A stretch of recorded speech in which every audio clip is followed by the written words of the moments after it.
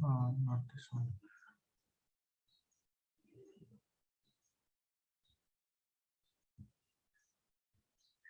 Is it visible, the slides? Yes. Okay. So just to have a quick recap, in the first class, what we did was we considered maximum matching problem in a bipartite graph. So we had the definition of maximum matching. So how to zoom it out a little bit? Yeah, it's very zoomed in.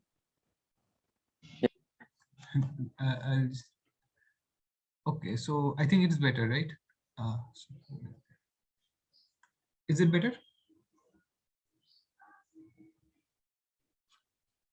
Okay, so Yes. we have this maximum matching problem, and we found there is a order n cube algorithm to find a maximum matching using augmenting paths. So we had the definition of alternating and augmenting paths in the last class, and now, so in the last class we had a order n cube time algorithm, and this time we are going to have a algorithm with a better time complexity, that is order n to the power 2.5. So let's just go to the algorithm just once. One moment. Yeah. So it is called Hopcroft-Karp algorithm, and here the as we have said, the goal is to find the order n to the power 5/2 algorithm, which is faster than the previous one. So how do you do that? We basically, so one thing we do is, instead of finding exact one augmenting path and applying it in each iteration, we find maximal family of vertex disjoint shortest augmenting paths, and we augment all of them together. So this basically improves the running time. So what is the overall idea of the algorithm? So how do you do that? So first we start with the matching as the empty matching, and until we have a augmenting path, we follow the following 3 to 5 following procedures. So in the first in 3, what we do, we use BFS to find the length of the shortest augmenting path, and after we find the length of the shortest augmenting path, then we use modified DFS to find a maximal family of maximal set of vertex disjoint shortest augmenting paths, and we continue this thing until we don't have any augmenting path left. And when we don't have any augmenting path left, then we know that that matching is a maximum matching. So any question on the overall idea, overview on the how we find a maximum matching? So in line 3, you are finding m alternating paths, correct? Yeah, line 3 finds m alternating paths. So basically, line 3, I'll go in details. So line 3 basically what it does, it basically finds the length of the shortest augmenting path. If it is 3 or 5, something like that, then on the line 4 we find those shortest augmenting paths. So we basically build a alternating tree kind of structure, and on the line 4 we basically find the shortest augmenting paths. Okay. Any question? Okay, so let's first see an example. After that, we can go. We can see how the details of the algorithm. Okay, so it's on a bipartite graph, and the black edges, and here we have the left hand side A, B, C, D, E, and on the right hand side we have 1, 2, 3, 4, 5, and the edges are between the vertices on the left and the vertices on the right. So our goal is to find a maximum matching in order n to the power 5/2 time. Okay, so at the beginning, there will be no matching, so it's empty. On the first iteration, we check. So what is the shortest augmenting path now? It's of length 1. So we find all possible the maximal set of vertex disjoint length 1 augmenting paths. So here we can see that the red edges, they basically create a maximal matching, and we cannot add any more edge, any more length 1 augmenting path. So can you see that?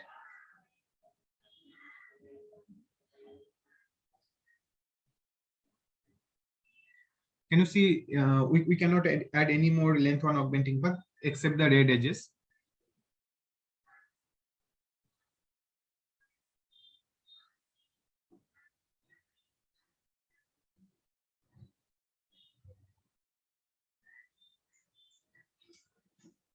Hello. Yes, sir. So you simply mean that this is a maximal matching. Yeah, you can say that way also, that it is a maximal matching. So after we find the length one, after we find the length one augmenting paths and found the matching, then our next goal is to find the next shortest augmenting paths. Okay. For that, what we do, one thing we know, that augmenting paths start from a free vertex. So our first goal should be to find what are the free vertices here. Okay. So as we can see that on the left hand side, C and E are free vertices, and on the right hand side, 1 and 3 are the free vertices. Okay, so we know that the augmenting paths will start from C or E, and it will end at 1 or 2. Okay, so what we do now, we build this alternating tree on the that is shown on the left. So how do we build that? Of course, it's so one thing you can do that is you can add a vertex beta that will be a super vertex, and that will have an edge to all the free vertices. Okay, that we can add later. But for now, you can see that we have C and E on the top, and from C and E we find all the vertices that is reachable from C and E by an unmatched edge. So we can see that from C we can reach to 2 and 4. And from E, we know that we can reach to 4 and 5. So can you see that? From C, we reach 2 and 4. And from E, we know that we can reach 4 and 5. So now from 2, 4, and 5, to find an alternating path, we need to find all the edges, all the matched edges incident to 2, 4, and 5. So from 2, we have a matched edge to B. From 4, we have a matched edge to A, and from 5 we have a matched edge to D. And now again from each of the vertices on the second layer, we find all the unmatched edges incident to them, and we can see that from A we can reach to 1 and 3. And as soon as we reach an unmatched vertex on the right, then we stop our algorithm here, stop building this tree. Okay, so from B also, we check if we can reach any more vertex, and we can see that we cannot go to any more. We cannot continue from B because there is no unmatched edge incident to it. And from D also we can go to 4, so we can have this edge to 4. That is not. Okay, now. But this is not an unmatched vertex, and since we have reached some unmatched vertex, we stop building the tree, and now this gives us that the length of the shortest augmenting path is 3, because we have this can be one of the augmenting paths. So here we can see that each of the levels has a layer. So this we can think it is layer 1, this is layer 2, and this is layer 3, and this is layer 4. Is it clear? Okay, I don't Sir, think we have. should the 4 be there in the last? Yeah. I also thought that this 4 should not be there, because in DFS we have already seen this 4 that I missed right now. I realized. Okay. Okay. So is it clear about the layering of this? So is it clear how we find the length of the shortest augmenting path? So this is done by. So essentially, we just look at the free vertices and then find anything. Sorry, we just look at the matched vertices and then find anything free which we can reach from that for the next layer. We start from the free vertex. Actually, we start from the free vertices on the left hand side. That is C and E. And then what is the augmenting path? Augmenting path starts from a free vertex, then an unmatched edge, matched edge, unmatched edge, matched edge, unmatched edge, and we end. So from the free vertices, we find all the unmatched edges incident to it, and we go to 2, 4, and 5. Now from 2, 4, and 5, we need all the matched edges, and from 2 we go to B, from 4 we go to A, and from 5 we go to D. And now from again B, D, and A, we want to find all the unmatched edges incident to it.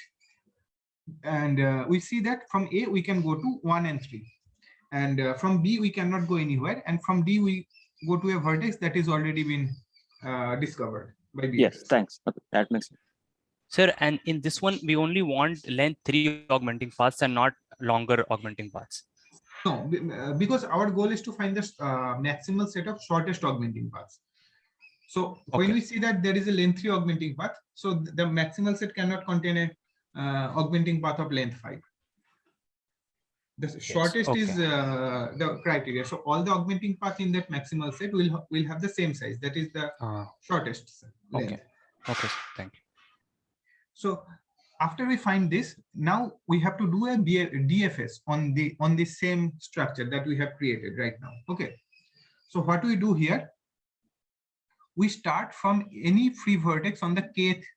So let's say this is level, sorry.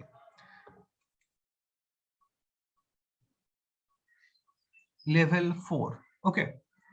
And this is level 3, level 2, level 1. Okay. And we start from level 4 and we pick up any free vertex, let's say 1. We use the DFS to see where we can, which vertex we can reach from the previous level, from this vertex, but using a DFS. So which vertex can we reach from here? We can reach A. And from A, we see which vertex we can reach using a DFS from this vertex, from the previous level. We can see that we can reach the vertex 4. And from 4, we see again which vertex we can reach from the previous level.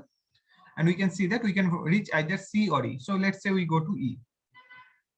And from E, okay, so when we reach E, and we can see that E is a free vertex. So that means this 1A4E, it is a augmenting path. So here we can see that 1A4E is augmenting path. Is it clear? How do we find the augmenting path? Can I just ask one question? So, Yeah, sure. So I think in the BFS, once you have seen C, once you have reached 4 from C, why would you again have the edge E4 in the BFS tree?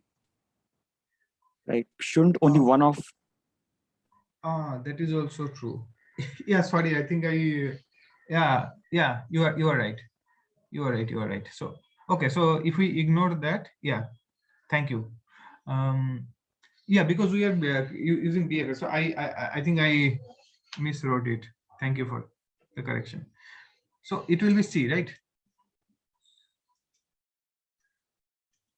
So yeah, otherwise this will not have a good the DFS will not have a good complexity.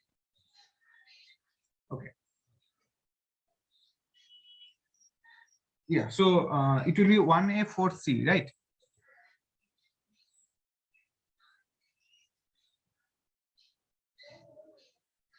Hello. Yeah. So then you just, I mean, there'll be a unique path, right? Because it's a tree, so there'll be a unique path when you go back using the BFS. Okay. Yes. No. Not exactly unique, but because you can go by 3A4C also. Yeah. Okay. So depends on which you start from. If you start from 1, then you. Which vertex we start from? Yeah. Yeah. Okay. So after we find this this path, suppose 1A4 and C, then what we do, we remove all the vertices from here. Okay. So suppose we have this just one moment. Okay, so this ignore this edge for now. So after we find this path, then we remove all the vertices that we have covered till now. We have covered during the DFS, and the resultant graph looks like this. Okay, now we can see that there is no more path. We cannot use DFS anymore to find a find a augmenting path here. And I mean, that starts from the last level and reaches to the first level, and that means this single augmenting path this 1A4C, it is a maximal set. Is it clear?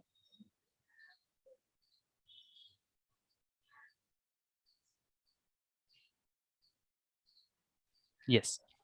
Okay. So today while doing some researching, I found one more example that I can show it to you, where there are more than one augmenting paths. Okay. So can you see my Google Chrome, or I think I need to stop share and share the whole screen? Can you see the Google Chrome? No, sir. You have to share Okay. that separately. Okay, so I'll share the whole screen then, and I think it will be. So it was an YouTube video, so I was going over. So can you see now? Can you see?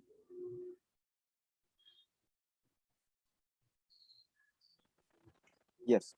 Okay, so here you can see that they do the same procedure, and they start from the L and R on the left hand side, which are 3 vertices currently, and they want to reach 4 and 4, or either 4 or 5. So from L and R, you can see that they go to 2, 7. So let's go to the structure first. So they create this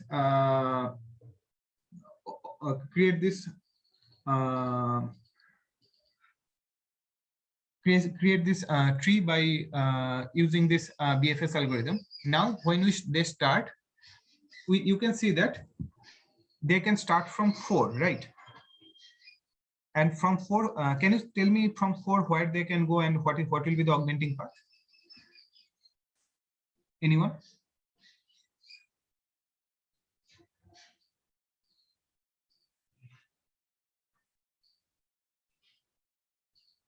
There is only one path from 4, right? Sorry? There's only one path available from 4. Yeah, from 4 there will be 4J to L. Okay, and from 5 there will be there from 5 there will be one path, that will be 4, T, 6, and R. Okay, so one more thing is here is that you have to use the BFS, but you cannot remove all the edges. That, can you see that? I mean, it may not be true. The thing we realized, we saw last time, that that is not true. That 4 should be present in, I mean, in our thing. As we said, like 4 is present there. So 4 should be present there, right? Because otherwise, should it be there, or just should it be like, should it have an edge from the already existing 4 to D? sorry, so I'm saying about our example. Yeah. So there's the 4 already below C, right? Below C and E. No, we will not go to the previous level. So basically from D we will have an edge to 4, because because while doing the DFS we are going level by level, right?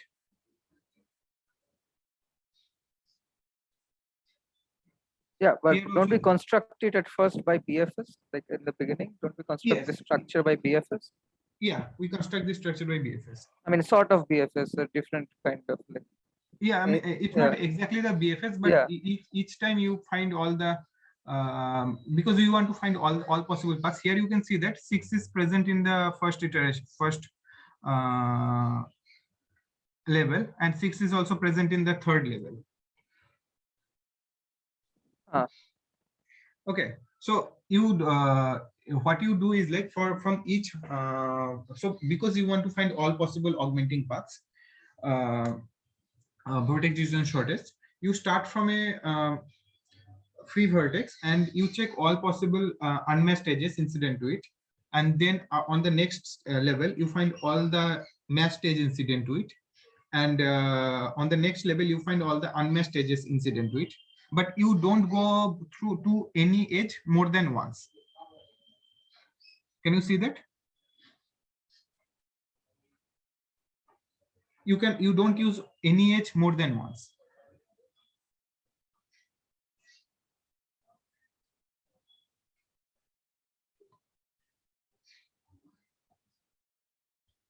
Is it clear?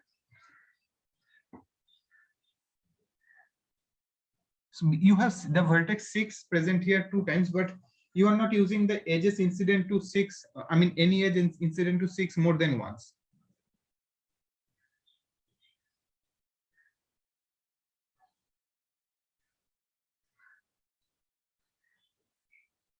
Hello. Yeah, I mean, I can see that. I'm trying to figure out the way we decide on the algo. Like it's very different from an actual BFS. That's what It's a little bit different. So that's why we don't have the complexity as order n plus m, but strictly order n. So what? Okay, so let's just repeat one more time. Okay, I'll just repeat it one more time. From basically what we do from L and R, that is a free vertex on the left hand side. We check all the edges all the vertices that we can reach by an unmatched edge. And we here we can see that we can reach 2 and 7 from L by an unmatched edge, and we can reach 7 and 6 by an unmatched edge from the R vertex. Okay. And now since we want to find the augmenting path, we check from 2, 7, and 6 which vertices we can reach by a matched edge now. And we can see that from 2 we can reach J, from 7 we can reach E, and from 6 we can reach T. And now again we check that from which vertices we can reach from J, E, and T by an unmatched edge. So here we can see that from J we can reach 4 and 5. From E we can reach 3 and 6, and from T we can reach 5 and 7. So that means and now we see that among these vertices 4 and 5 are unmatched vertex. So we stop our algorithm at this particular level. That is, here it is level 4. And now we know the length of the augmenting path, that is length 3. And now we will use the DFS algorithm to find the maximal set of the vertex disjoint augmenting paths. Is it fine? So it is just like BFS, but you can repeat a node if it's already been visited. If you see it once more, you put it. That's the only difference. That's the only difference. And one thing, what they have done here is that since 5 was present in the same level for both vertices, that's why they put the edge on 5 from 2 different vertex. I mean, you can also do that if you don't want to do it like this way. You can simply add one more vertex of 5 under T, and you can add an edge to 5 there also. Okay. Okay. So now, can you just show me what are there are 2. Okay, there is a maximal set of shortest augmenting path of. I mean, the maximal set has the size 2. So can you find me two such augmenting paths here? 2 vertex disjoint augmenting paths of length 3. 4J2L is one, Yes. and then 5T6R. Exactly. So what they do is here. So you can see that I'll just scroll it a little bit. So from when they find this 4J2L, you can see the arrow here. They remove those vertices. Okay, not just the edge. They remove the vertices because you want to find a vertex disjoint augmenting path. So that means you cannot use those vertices anymore, right? So after we remove them, again we do the same thing, and now we start from 5, and we see that from 5T6R we find the augmenting path and we remove them. And after we remove all the vertices, we see that we don't have any more augmenting path from a free vertex. And that means we stop our DFS procedure here, and we see we find what is the maximal set of vertex disjoint augmenting path, and they are namely 4J2L and 5T6R.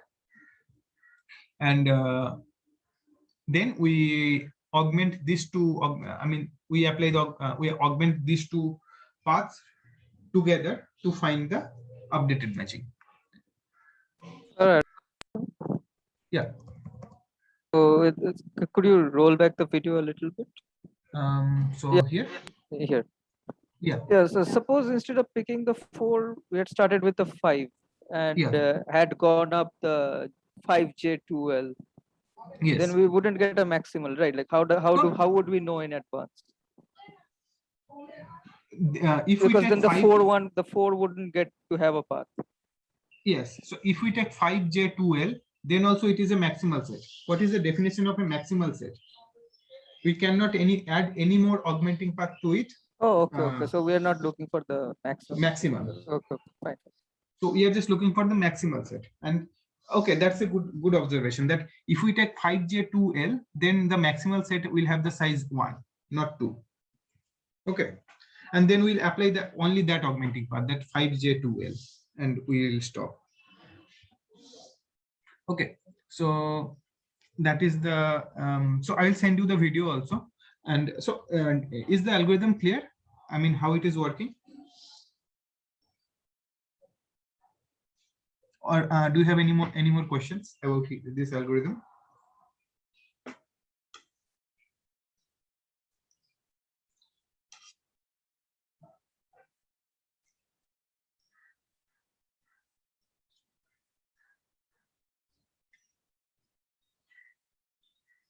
Hello. Yeah, it's clear.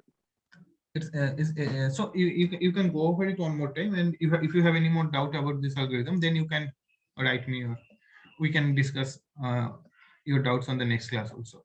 Okay. So now how do we know that if we find a maximal set of vertex disjoint augmenting path, then the running time will be order n to the power 2.5 instead of order n cube? Okay, now we are going to look at the running time. So for that, so what will be our goal? I mean, how we, just one moment. Okay, so prove the time complexity. What we will do is, we'll say that the total number of iteration will be order of root n. This will be the total number of iteration.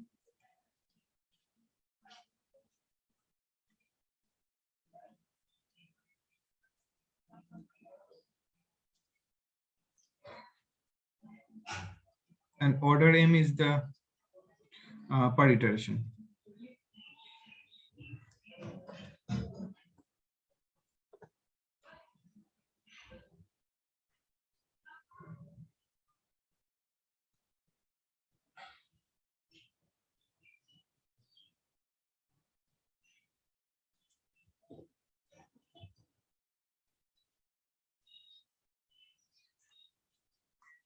So do anybody remember what was the number of iterations during our order n cube algorithm?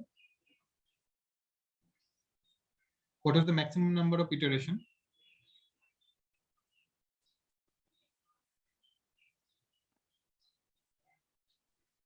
I think it was n, but I may be wrong because it starts from each one. Yeah, it was n. So the maximum matching size can be n. So you have to do at most n.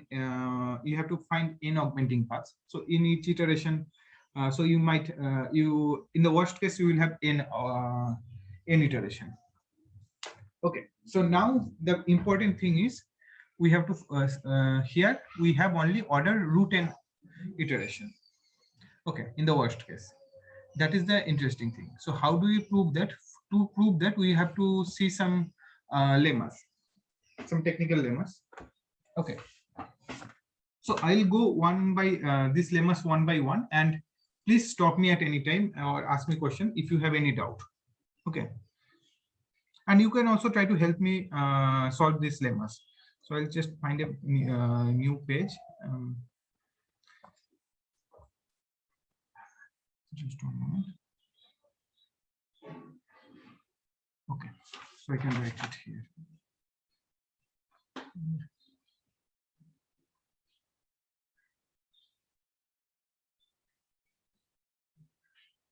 Okay, so what is the first lemma? We suppose we have a matching m of g and p be a m augmenting path of the shortest length, and now we have a p0 as the augmenting path of is a augmenting path in m symmetric difference p. Then we say that the size of p0 must be greater than or equal to the size of P plus P intersection P0, where P is the number of edges in mod P is the number of edges in P. Okay, so can anyone see that how can we use this lemma to prove the following thing? So when we find so in our algorithm we see that when we find a maximal set of shortest augmenting paths and we augment all of them, then we claim that the next set of augmenting paths, shortest augmenting paths, will have a larger size. Can anyone see how it works from here?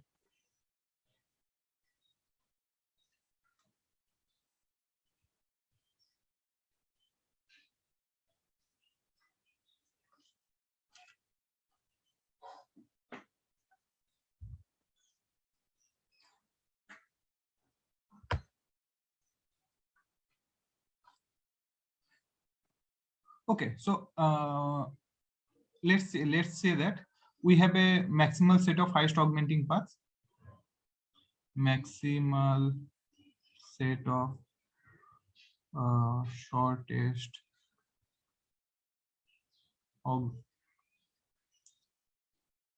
path of length 3. Now, if we have any more, and what we do, we apply all of these augmenting paths. Okay, and if we have any more augmenting path there, they will have a shared an edge with this maximal one of the augmenting path in this maximal set, and that means this intersection will not be 0, will not be empty. And what does that mean? That means that the new augmenting path will have a bigger size, strictly bigger size than the maximal set of shortest augmenting path. So when you mean length 3, do you mean one of the paths in the maximal set has length 3, or all the paths? I mean, all of them have length 3? Yeah, so when we have this maximal set of shortest augmenting path, it means that all the we are trying to find the augmenting path of the shortest length, and what we do, we first find the length of the shortest augmenting path, and after that we find a maximal set of augmenting path of that particular length. Yeah. Okay. Yeah. Okay. So okay. Yeah. Correct. Yeah. Okay. Now suppose we have I'm taking an example. Suppose we have a maximal set of shortest augmenting path of length 3. Okay, and now if we apply all of the augmenting paths together, and suppose we have a matching that we get after applying all the augmenting path is m prime. Sorry, is m prime. Then if we have any more and if we apply, then we say that in m prime the shortest augmenting path will have the length at least 5. It will not be 3 anymore. Why? Because suppose there is augmenting path p prime here in m. Okay, now p prime, if p prime has length 3, then it must be disjoint from all the augmenting paths in the maximal set. If it is not, then there will exist an augmenting path p from this maximal set. Suppose this maximal set is called x. So there will exist a maximal length 3 augmenting path in x, which will not be disjoint from p prime, and that means p prime must be greater or equal to p plus p intersection p prime, where this intersection is not empty because they are not disjoint, and that means p prime will have a strictly greater size. P prime will be strictly bigger than p.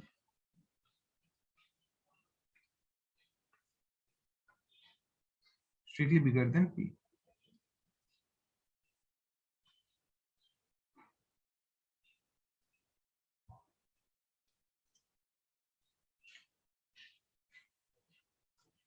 Is it clear how you can use this lemma?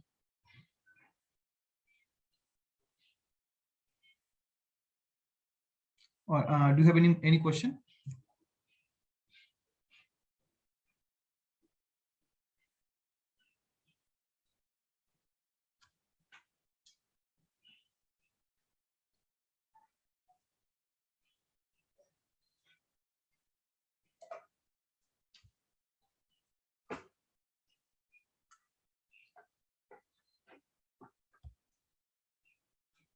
Okay, so if you have no question, then we can now try to prove this lemma actually.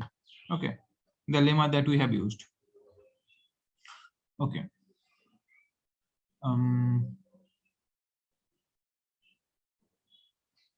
So let's prove it here.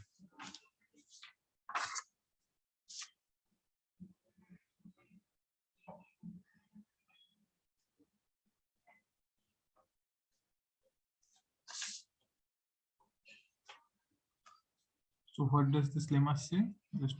I'll just read the.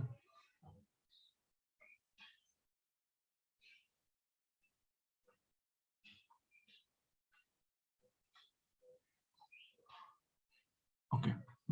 Okay. Okay.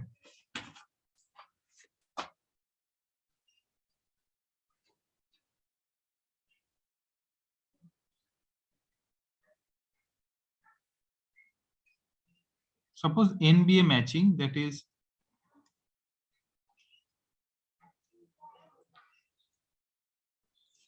I think we have taken P0, right?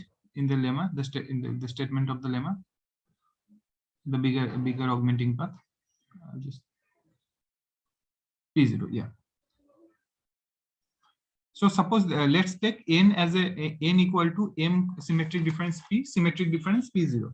So what is n? Can you see that n is a matching, first of all?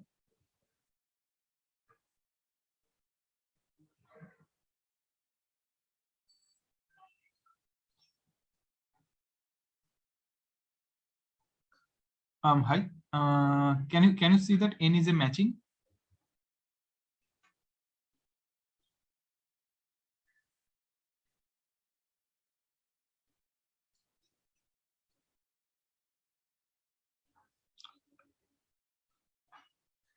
Hello.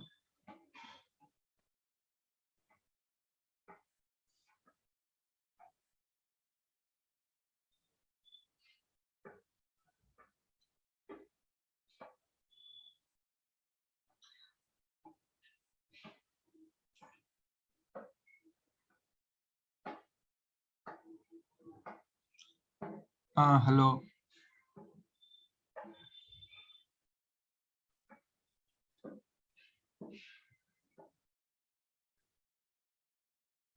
So can you explain that? Like, it's not clear why it's a matching. Okay, so let's take it step by step. So first of all, we know that M is a matching and P and P0 are augmenting paths. Okay, so first Yeah. of all, M symmetric difference P is a matching, right? Is a matching. This is a matching. And next, suppose M symmetric difference is M prime. Then what we have left now? It is M prime symmetric difference P0. Okay, and this is also a matching because M prime is a matching and P0 is an augmenting path. So this will also be a matching. Okay. So that's why N is also a matching, because it says you can take use the brackets to find, we'll check that the thing inside the bracket is also a matching, and after that the whole thing is a matching. Okay, so first of all, it's clear that this N is a matching, right? Yes. Okay, now what is the size of N? So if I write N equal to M plus, what will be the value here?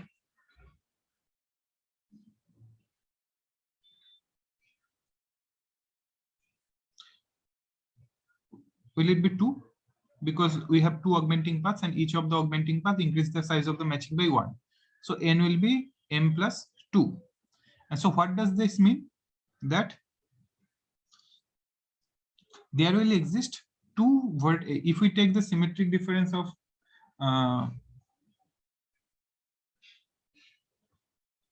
then there will exist 2 vertex disjoint augmenting paths.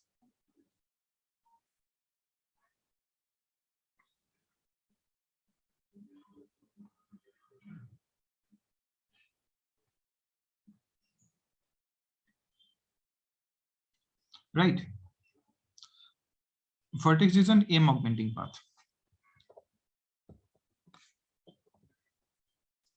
disjoint.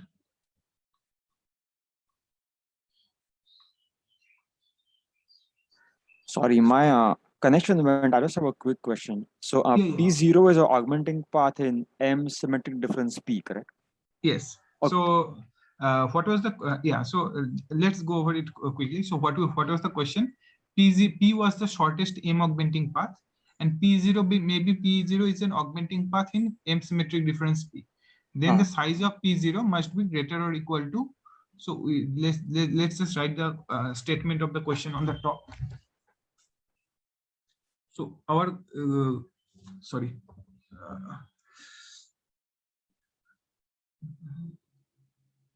P0 must be greater or equal to P plus. So our goal is to prove this. Okay. So first we take M symmetric difference P, symmetric difference P0.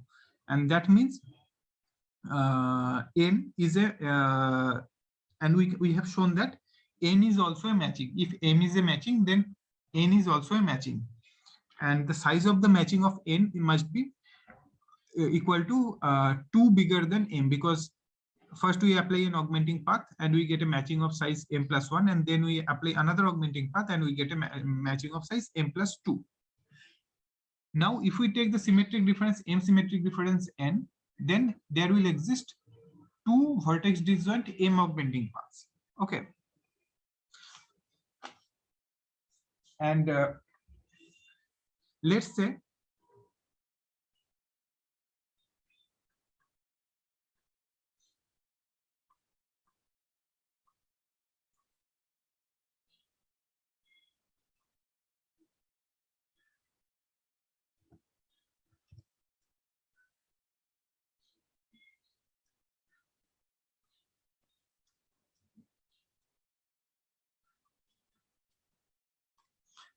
P1 and P2 be those 2 vertex disjoint paths. Okay. So these vertex disjoint paths may not be P and P0, because P and P0 may have a common edge. Okay, common vertex. Okay. So suppose P1 and P2 be those vertex disjoint augmenting paths. And what does this mean?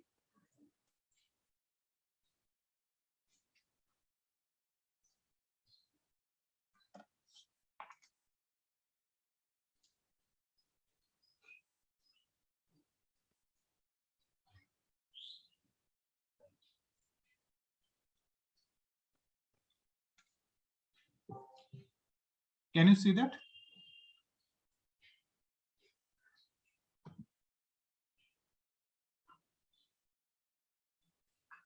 First of all, can you see this? If P1 union P2 must be a subset of M symmetric difference N.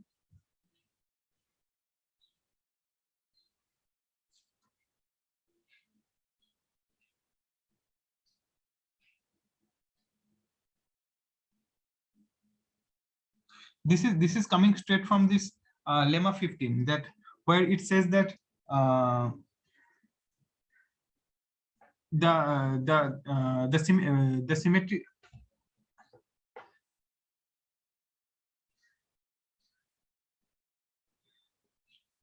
Or okay, we don't need to go to lemma 15 actually. So this M symmetric difference N is basically giving us this P1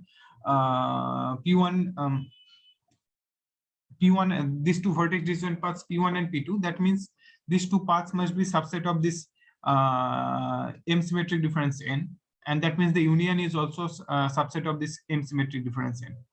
Is it clear? So if it happens, then also we know that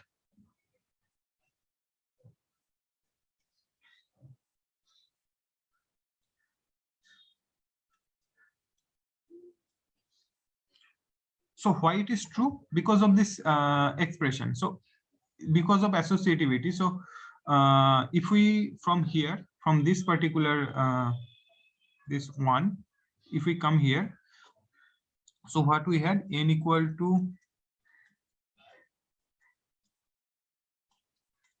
P prime. So from here, by associativity rule, we have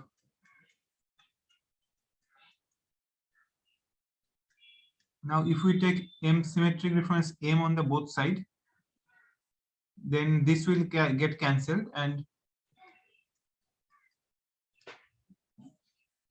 then we get n symmetric difference M equal to P symmetric difference P prime. Okay, so is it clear till this much, this point? So let's take this as 2 and we have this as 3. Okay, now we know that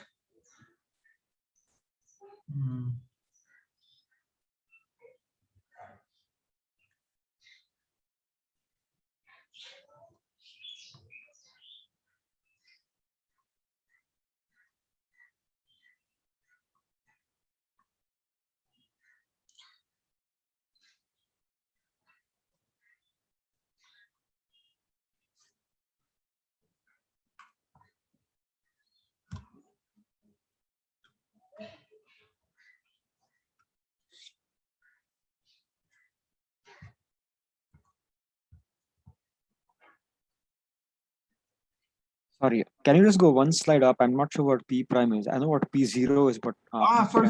P- I mean, I was doing it from the notes. Sorry, I'm very sorry. I miswrote P0 as P prime. So this will all be P0. Sorry. Okay.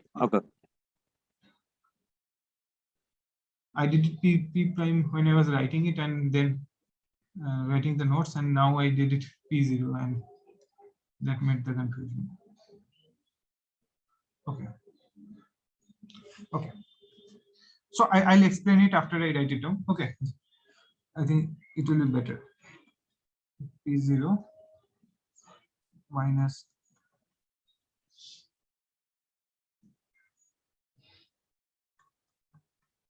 and from here we get that P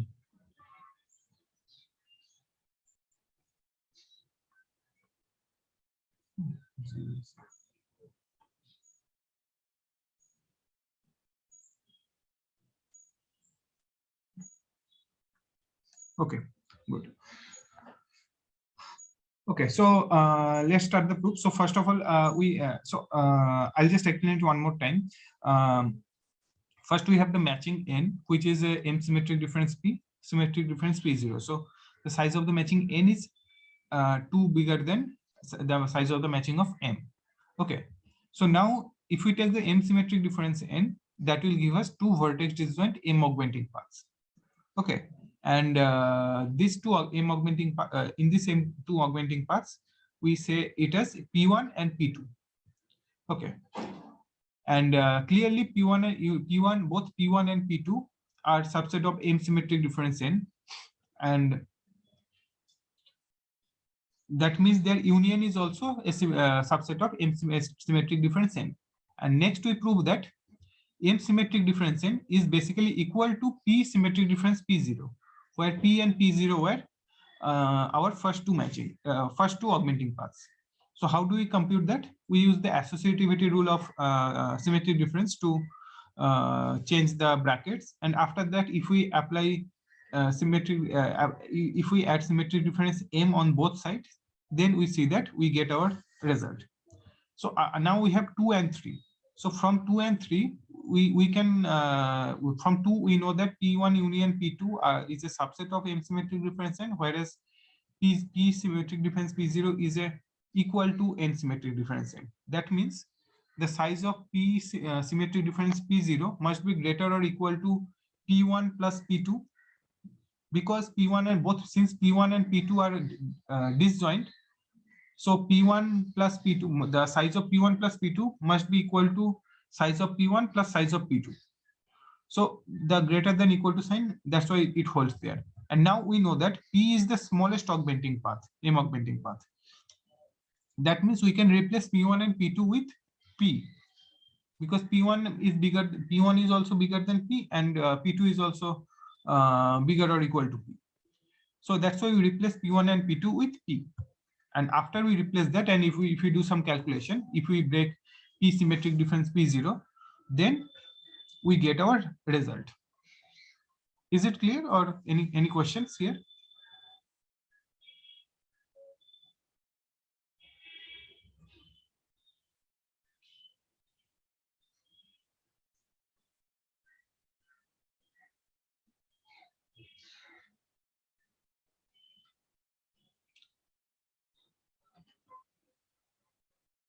Hello.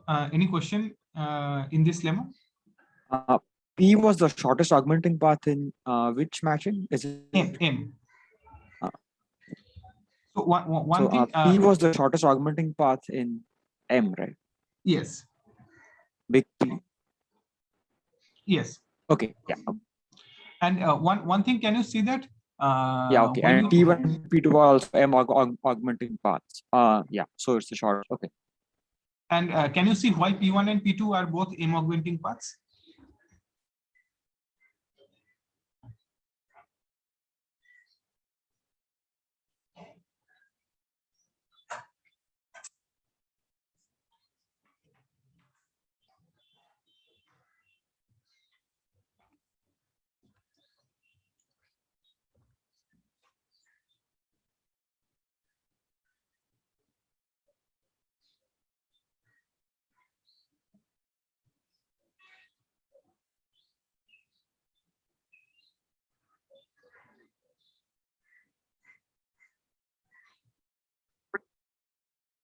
Hello. Hello. Sorry, I don't know if my or your internet connection went, but I couldn't My see internet something. connection. My internet connection was Okay. there. I had a power cut here, so that's why the internet connection was not there. Okay. So can you see that why P1 and P2 both are M augmenting paths? Anyone? Sir, your screen is not shared, I think. Okay. Sorry. Yeah. Yeah. So why P1 and P2 both are vertex disjoint? Sorry, they are vertex disjoint augmenting paths, but why are they M augmenting paths?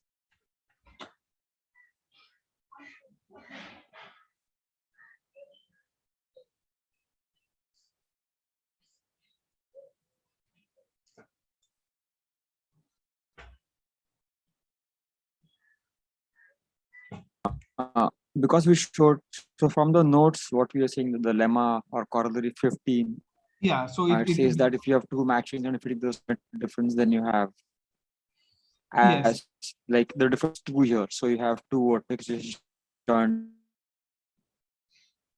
M augmenting paths. Yeah, it directly follows from lemma 15. Sorry, corollary 15. Okay. So after that, we know that it's M augmenting paths, and then we say that P1 and P2 are two M augmenting paths, whereas P is the shortest. So that means P1 and P2 have the size bigger than P, and that means we have our result. So is it clear, or any more questions about this part?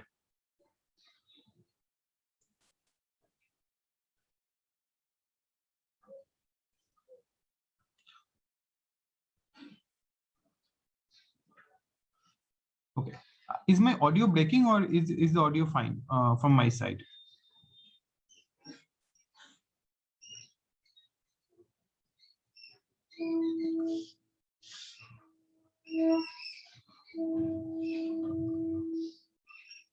Now it is fine. Okay. So after we finish our previous lemma, now we can look at the next lemma that is basically says if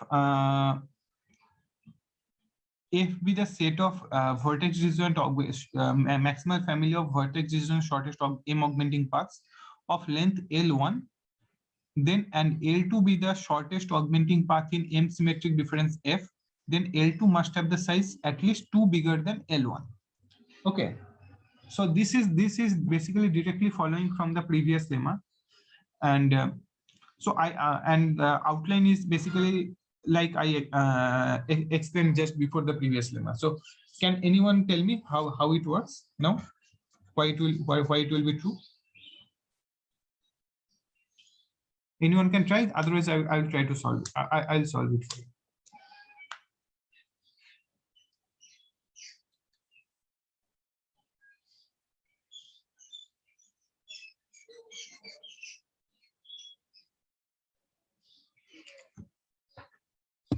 Okay. So what we have here, so suppose we have F be the this inclusion maximal family of vertex disjoint shortest M augmenting paths of length L1. Now suppose there is P be an augmenting path in M symmetric difference N. P be an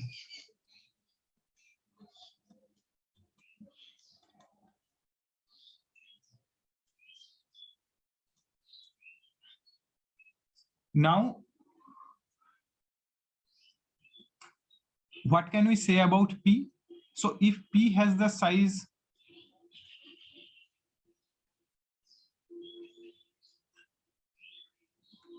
L1,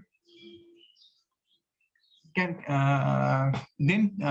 then P must be vertex disjoint from all the augmenting paths in F, and that will mean that P will also be included in that that F will not be a maximal family, and that means P will also be included in that, which will be a contradiction, right?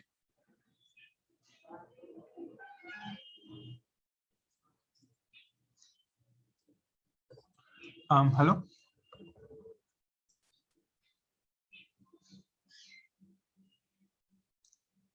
Am I audible?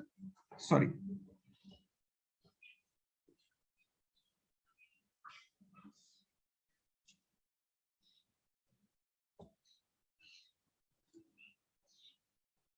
Hello.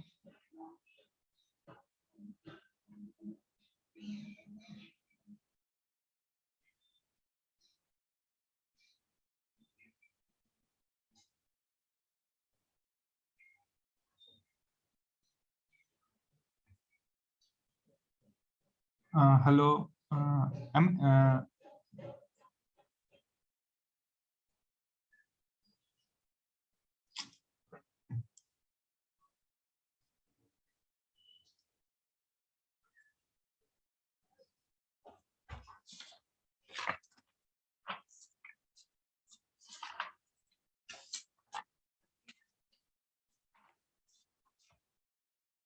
Hello.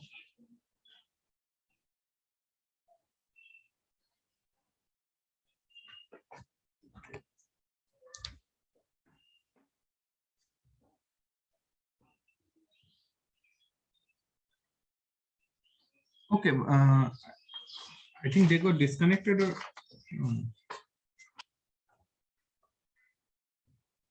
Do you think shall we wait for a minute for them to rejoin? Okay.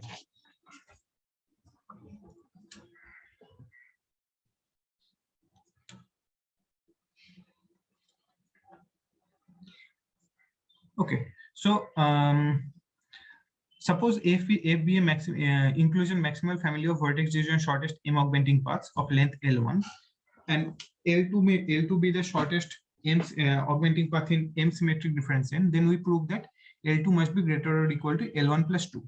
Okay. So suppose let's take an augmenting path P in M symmetric difference F, and suppose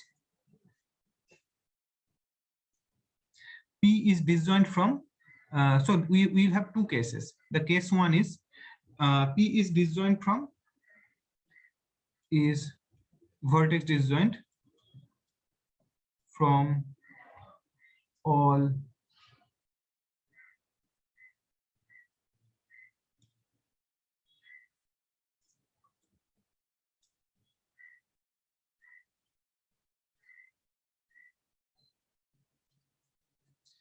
augmenting paths in F.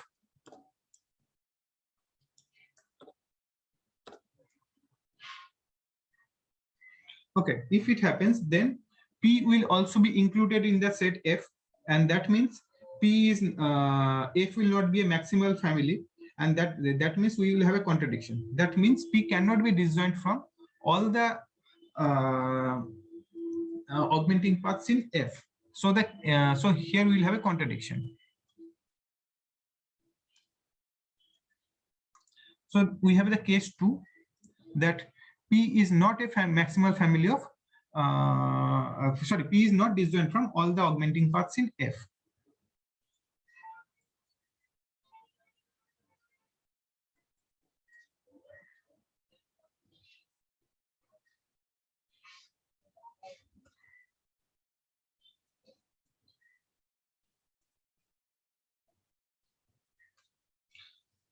So what does this mean? This means there will exist an augmenting path P prime such that P intersection P prime is not empty. And then we can use our previous lemma to show that size of P must be greater than size of P prime, because it will be greater or equal to P plus P intersection P prime, and we know that value of this part is the P intersection P prime is greater or equal to 1, and that means P must be greater than P prime. And we know that augmenting paths are always of the odd size, so that's why P will be at least. So that will mean, since the augmenting paths are all of odd size, so that means size of P must be greater or equal to P prime plus 2. Okay, is it clear what is happening here? Or any questions?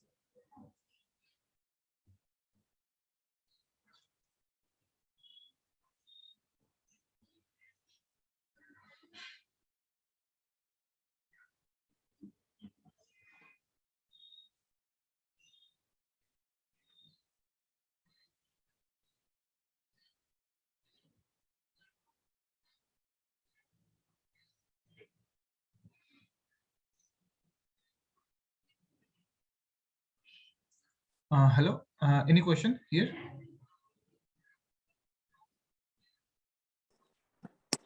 P is a M augmenting path, right? Sorry, my internet connection went, so I didn't hear that. No worries. P is a M symmetric difference M augmenting path. P is in Okay. aug path in M symmetric difference M. So what I am doing here, I'm saying that there can be two cases. One is P is disjoint from all the augmenting paths in F. And if it happens, then P will be included in that F also, right? Because it is vertex disjoint from all the augmenting paths in F. So that will mean that F is not a maximal set. So we'll have a contradiction. So second thing is P is not disjoint. But P is a M. Yeah, So sorry, P is a M symmetric difference F augmenting path. Yes, but or is it just a M augment? No, this is M symmetric difference F augmenting path. But since P is vertex disjoint from all the augmenting paths in F, that means P will also be an augmenting path in M also. Why is it so? Because the vertices. Okay. Also augmenting path in M. Yeah, the vertices. I see. Okay. Okay. Okay, so the vertices that are contained in P, are not changed during the M symmetric difference F, because the P was like totally vertex disjoint from correct. any augmenting path in F. Okay, so since P is not, now we can say that P is not a. So P is also M augmenting path. Correct. Okay. Exactly. Yes. So if P is not disjoint from all the augmenting paths, so the next natural thing will be P is not disjoint from all the augmenting paths in F. So then there will exist a P prime in F such that P intersection P prime is not empty. And from the previous lemma, we have seen that P must be greater or equal to P prime plus P intersection P prime, since P prime is a shortest augmenting path. And we know that P is also an augmenting path. So what does this mean? It means that the length of the length of P must be at least 2 greater than P prime. Is it clear why it is happening? Yes, now it's clear. Thank you. Okay, so because it's an augmenting path, so it can have only odd length. So P prime had like the length L1, so P will have the length strictly greater than P prime and also odd. That means it must be greater by 2. Okay. Okay, good. So now after these two lemmas, we can say that we can prove why the number of augmentations is 2 root n, and the total number of iterations will be 2 root n. Okay, so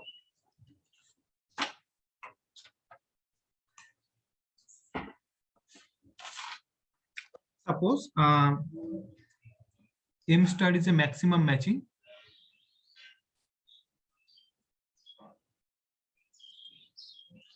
and M be the matching after the root n iteration.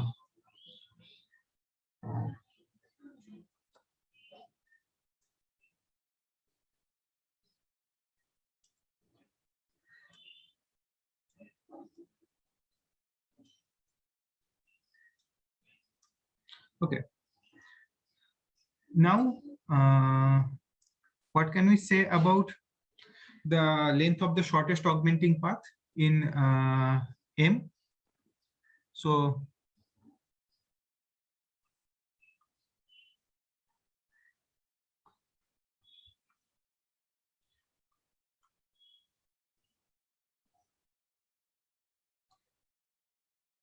what is the length of the shortest M augmenting path? Anyone?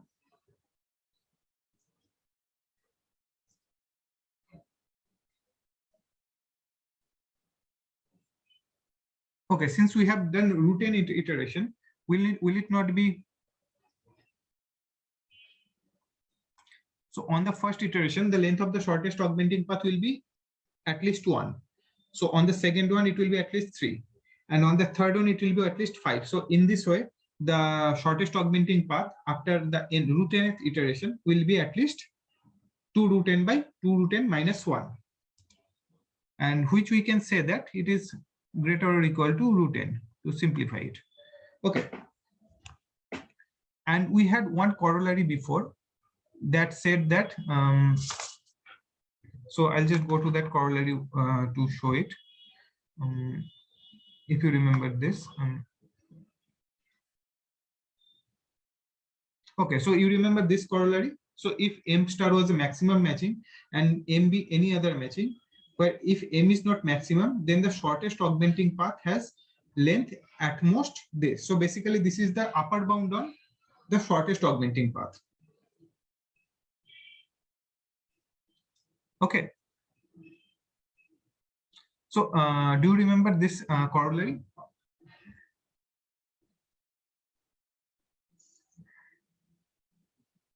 Or shall I explain it one more time?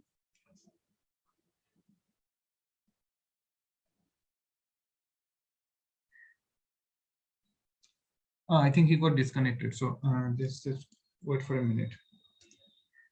Shubham, is the corollary? Do you remember this corollary or? No, sir. Actually, I was not in the class at this time. I joined late. Okay. Okay. So maybe until he returns, I can quickly explain it to you. Yes, okay. sir. Okay. So suppose M star is a maximum matching and M be any other matching. Okay. And M is not maximum. Then the shortest M augmenting path has the length at most this. So we use basically pigeonhole principle to solve this. Okay. So I'll have some. So this is basically a corollary of Bird's lemma. So the Bird's lemma says that if M be a maximum matching and P be a augmenting path, then suppose M star is equal to M symmetric difference P, then the size of M star will be one bigger than the size of the matching M. Okay. So we are using that lemma. So that lemma also had a second corollary that says that if this one, if M star is a matching and M be another matching, then we will have M star minus M vertex disjoint M augmenting paths in G. Okay. So if we take the symmetric difference of M is symmetric difference M star, then we will get M star minus M vertex disjoint M augmenting paths. Okay. So using this same strategy here, using this corollary here, if M is not maximum, suppose let's take, hello? Yes. Okay, so I'm just going quickly over this second corollary because we are it. So if M star, let's take M star symmetric difference M, it will have, and suppose M star minus M is K.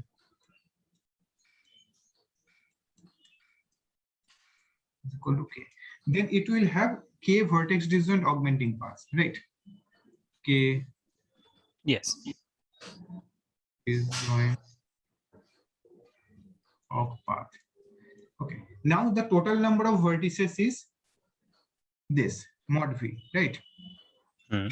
And there are k vertices and augmenting paths. So now we can use the pigeonhole principle to say that Yes, sir. Yes. the shortest augmenting path must be smaller than this value, The average. Yes, yes. average. And why there is a -1? Because here we are counting in terms of vertices. So in an augmenting path, suppose a augmenting path is of length 5, then the number of vertices here is 6.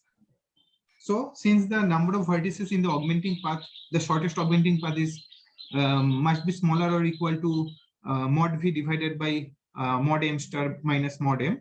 That means the number of edges here should be 1 less. That's why this -1 is coming. Yes. Okay. So remember, we are going to use this thing for our proof. Okay.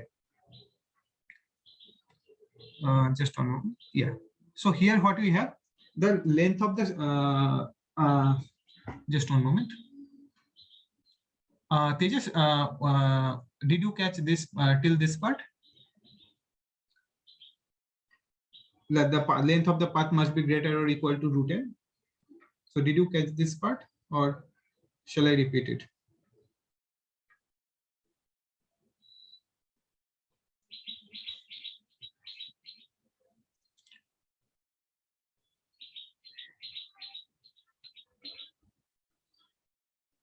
Okay, so let's quickly go over this part. Okay, so the length of the shortest augmenting path must be greater or equal to √n. And also we know that from that corollary that the length of the shortest augmenting path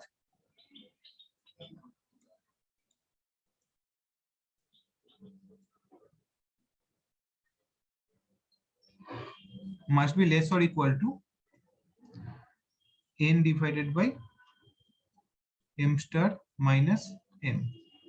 So if we combine these two now, then we get √n must be smaller or equal to n divided by m star minus m. And after that we get, so I go to the next page. After that we get m star minus m must be equal to √n. So we see that the number of augmenting paths, m augmenting paths in m star symmetric difference m must be less or equal to √n. Okay, so this means if we first apply this √n iterations in this in the manner of finding maximal set of vertex disjoint augmenting paths, and the next √n step, in the next √n steps we just apply exactly one augmenting path at a time, then the total number of iterations will be 2 √n. So first we had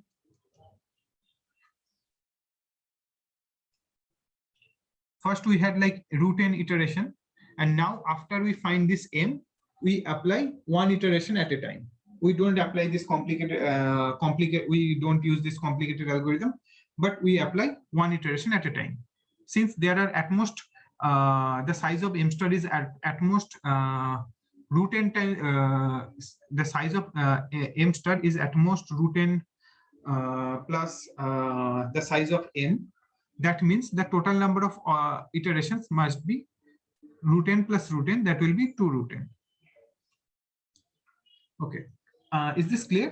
Or okay, so we ran out of time. Do you have any class in the next period? If no, then we can just go for 5-10 minutes and I will just finish this. Yes, sir. We can continue. Okay, Tejas, is it fine with you?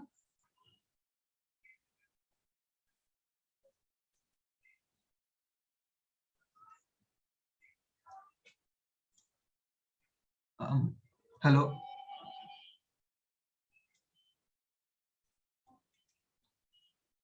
Okay, but Shubham, is it clear to you, like why it is 2 √n iteration now? Yes, sir. Because in the first √n iterations, we already have this difference is less than √n, and so after that, even if we do the simple process, we'll still take at most √n more steps. Exactly. So that means we have like 2 root n iteration, and each iteration takes can be implemented in order m time. Why is it so? As we have seen that the BFS algorithm takes order m time, and also the DFS also takes order m time. Yes. Yes. Because in the BFS, what it is simpler to see that, easier to see that why BFS takes order m time. But in DFS, what we do, we don't use DFS only once, but we use DFS more than once. But what we do is We each delete time the vertices. Yeah. exactly. Each time we delete the vertices. That means we are not using any vertex. We are not visiting any vertex more than once, and that basically concludes that we are not using. That basically concludes that the total running time of the DFS is order of m. So that Yes. means if we combine these two, then we will have a total of n m times root n complexity. So the total complexity will be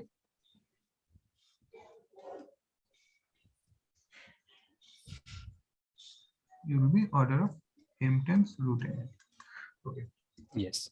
So in this way we complete. So please go over it one more time, and in the next class, please ask me questions. So I'll try to give you some questions from this Hopcroft card by Saturday. So you can try to solve it, and otherwise we can try to solve it in the next class.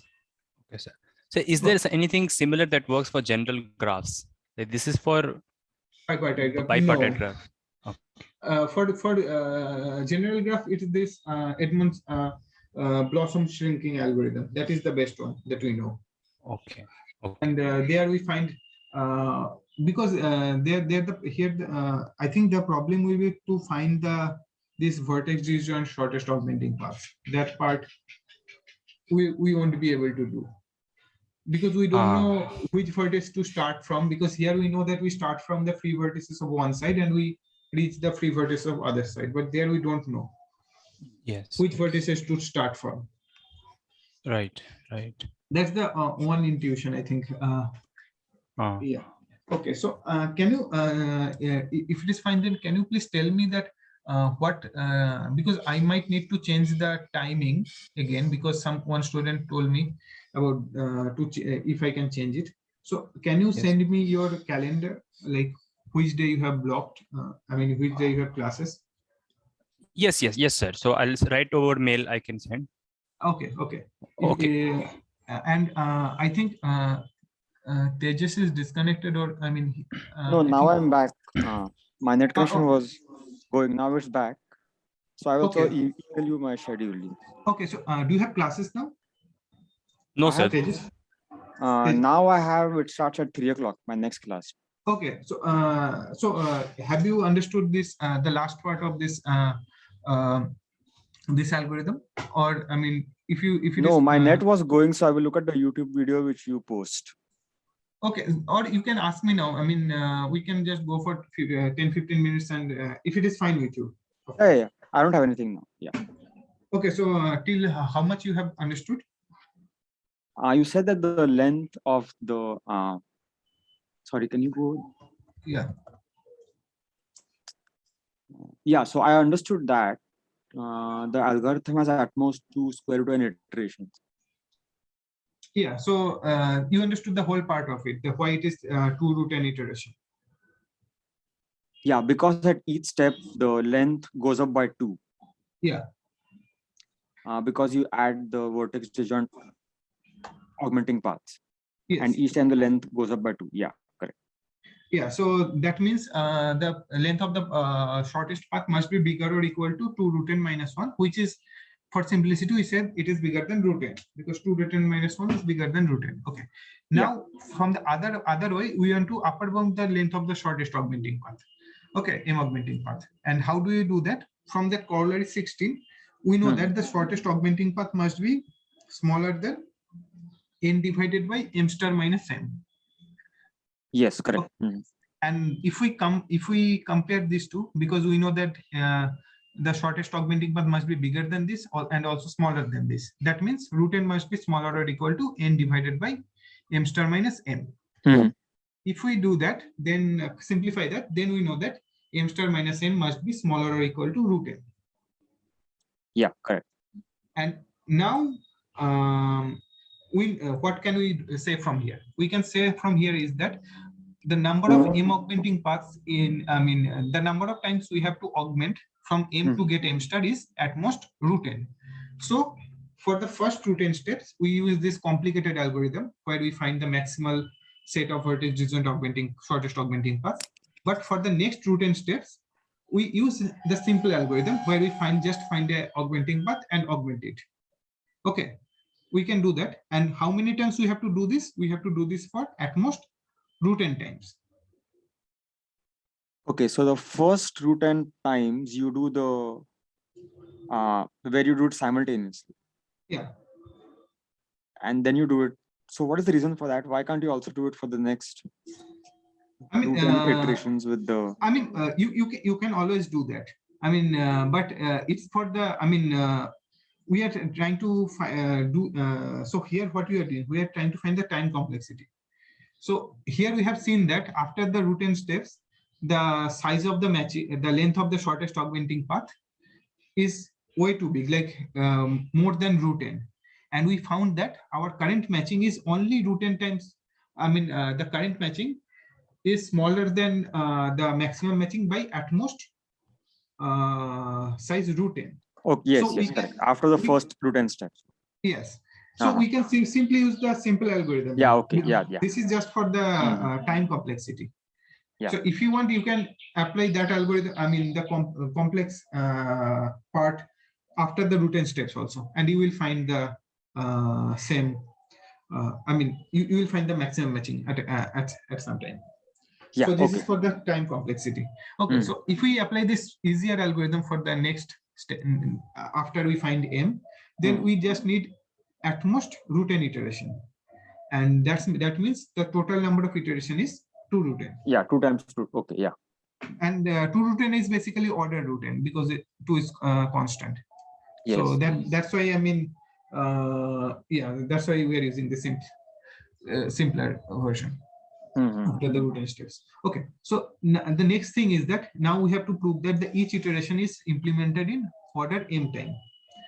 So the BFS is done in order m time. That is clear, I think, because we are going to we are checking each edge at most once. We are checking each vertex more than once, but we are not checking each edge more than once, right? So that's why the BFS algorithm can be done in order m time.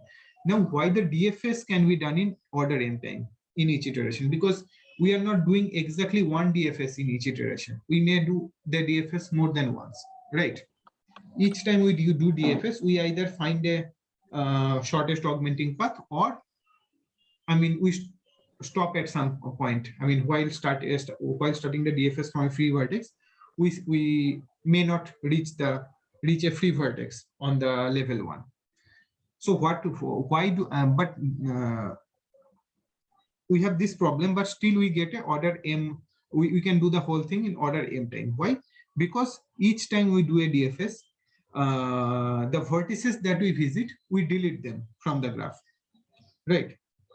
So we are not visiting any edge more than once. More so, we are not visiting any vertex more than once in the DFS. Yes. So that means the running time of the DFS cannot be more than order n. So each time we are visiting a new vertex. I mean, if we take 2 DFS during during the same iteration, then the vertices that we cover are pairwise disjoint. They're disjoint. So that means the total running time of the DFS is also order n. And if we combine all three, then we can see that the total complexity must be order m times root n. Is it clear? Yes, now it's clear. Okay, so this was so maybe maybe you can go over this Hopcroft-Karp algorithm at home once before we meet for the next time, and maybe you can send me your calendar today, and I will try to find 2 more I mean 2 days where you are free, and the person who wants to join, he is also free. Yes. Okay. Okay. So thank you. I mean, if you have any doubt, please write to me. Yeah. Okay. Thank you. Thank you. Thank you. Bye. Bye.